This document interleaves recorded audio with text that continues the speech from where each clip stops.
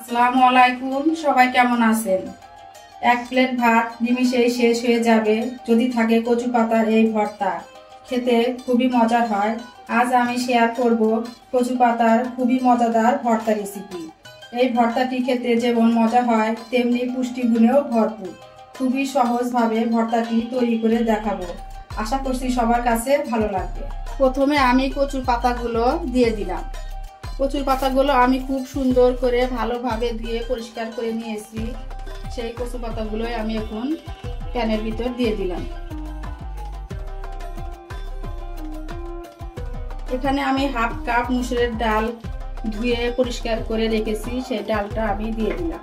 এখানে আমি ডুমো করে কাটা দুটা পেঁয়াজ ডুমো করে কেটে নিয়েছি, সেই পেঁয়াজটাও দিয়ে দিলাম। এখানে আমি দুটা রসুনের কোয়া নিয়েছি, দেশি রসুন, কারণ কচু শাকে একটু রসুন বেশি দিলেই খেতে ভালো লাগে। এখানে আমি 4টা মরিচ নিয়েছি, 2টা কাঁচা মরিচ, 2টা পাকা মরিচ।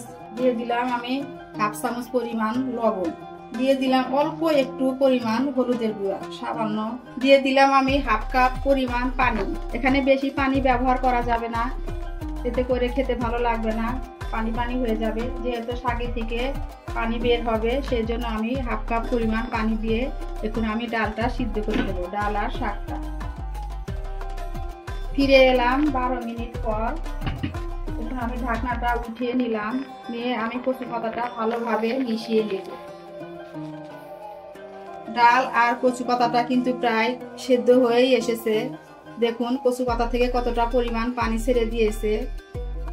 এখন আমি ভালোভাবে নেড়ে চেড়ে নেব।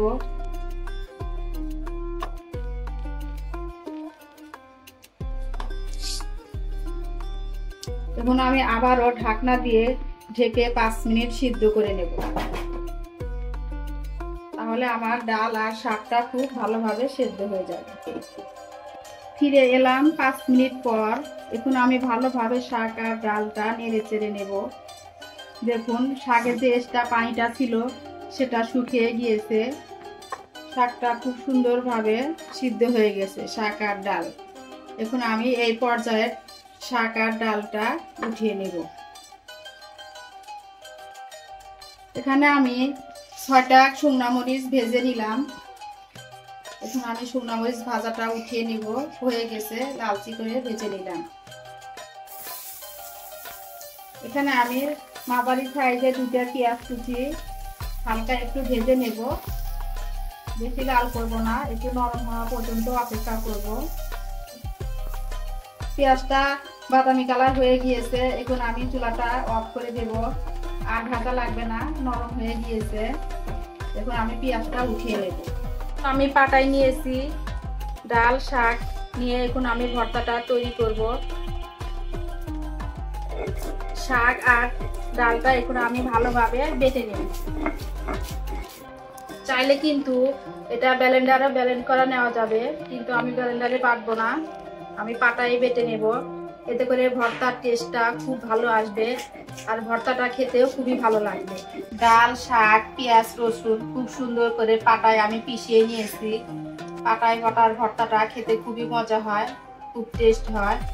এখন আমি এখানে সবগুলো শুকনো মরিচ নিয়েছি, আর এখানে আমি লবণ দিয়ে দিলাম। লবণটা একটু বুঝে দিতে হবে, কারণ সিদ্ধ করার সময় লবণ ব্যবহার করেছি। এখন লবণ দিয়ে মরিচটা খুব ভালোভাবে আমি ভেঙে গুঁড়ো করে নেব।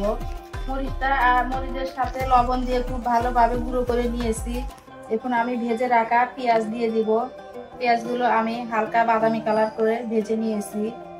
কাঁচা পেঁয়াজ দিয়েও ভর্তা করা যায়, এতে করে কাঁচা পেঁয়াজের ভর্তাটা কিন্তু বেশি সময় থাকবে না, একটু নষ্ট হয়ে আসে, গন্ধ পায়। চাইলে আপনারা কাঁচা পেঁয়াজ দিয়েও কিন্তু ভর্তাটা করতে পারেন।